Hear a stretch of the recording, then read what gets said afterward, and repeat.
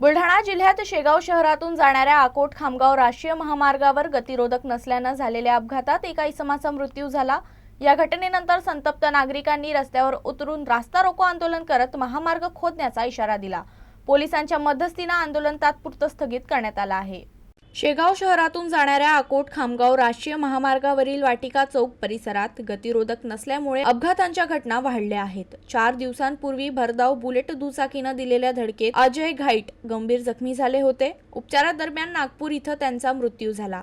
या घटनेनंतर शनिवारी सकाळी परिसरातील नागरिक संतप्त झाले। माजी नगरसेवक दिनेश शिंदे, ॲडव्होकेट शैलेश पाटोकर, अमोल चव्हाण, गजानन वटके, अमित जाधव, संतोष ठाकूर, ज्ञानश्याम माळी यांच्या नेतृत्वात नागरिकांनी राष्ट्रीय महामार्गावर रास्ता खोदण्याचा इशारा देत आंदोलन सुरू केलं। माहिती मिळताच शेगावचे ठाणेदार निमिष मेहत्रे घटनास्थळी दाखल झाले। प्रशासनाकडे पाठपुरावा करून 21 डिसेंबर पर्यंत गतिरोधक बसवण्याचे आश्वासन दिल्यानंतर आंदोलन स्थगित करण्यात आलं। मात्र 22 डिसेंबर पर्यंत काम न झाल्यास यापेक्षा तीव्र आंदोलन छेडण्याचा इशारा नागरिकांनी दिला आहे।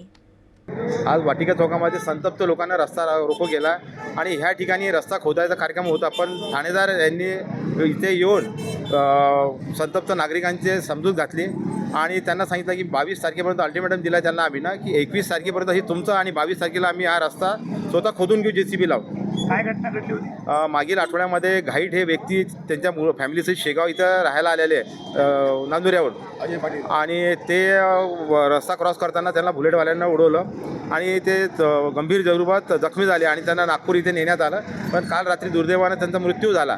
त्या अशानं लोकांना संतप्त लोकांना येऊन सर्वांना रस्ता रोखून केला आणि आमची सर्वांची मागणी होती की इथे ब्रेकर द्या, नाही झाल्यास 22 तारखेला आम्ही हा रस्ता JCB लावून खोदणार आहे। स्थानिक जगदंबा चौक वाटिका परिसर ते गया महाराज इंजिनिअरिंग कॉलेजपर्यंत हा अतिशय वर्दळीचा रस्ता असून इथे सुसाट वाहनं धावतात, नेहमी ॲक्सिडेंटच्या घटना घडतात।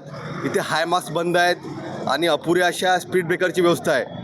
त्याचबरोबर आपला मागे दीपक सलामपुरी यांचा जो अपघाती मृत्यू झाला होता, बाळापूर मार्गे काही टोल वाचवण्यासाठी नवीन वाहनं मोठे ट्रक येतात आणि ते सुद्धा या रस्त्यावर भरधाव जातात। याच्यावर सुद्धा मागणी होती आपली की ते बंद करण्यात यावे। कोणतीच प्रतिक्रिया शासनातर्फे सकारात्मक झालेली नाही आहे। सर्व जनसामान्यांचा आक्रोश आहे। जर का ही आचारसंहिता 21 तारखेनंतर संपल्यानंतर सुद्धा यावर शासनाने काही कठोर पावलं उचलली नाहीत तर आम्ही संतप्त सर्व शेगावातील नागरिक यावर ठोस पावले उचलू आणि हा रस्ता खोदून काढू। याला सर्वस्वी शासन जबाबदार राहील याची नोंद घ्यावी।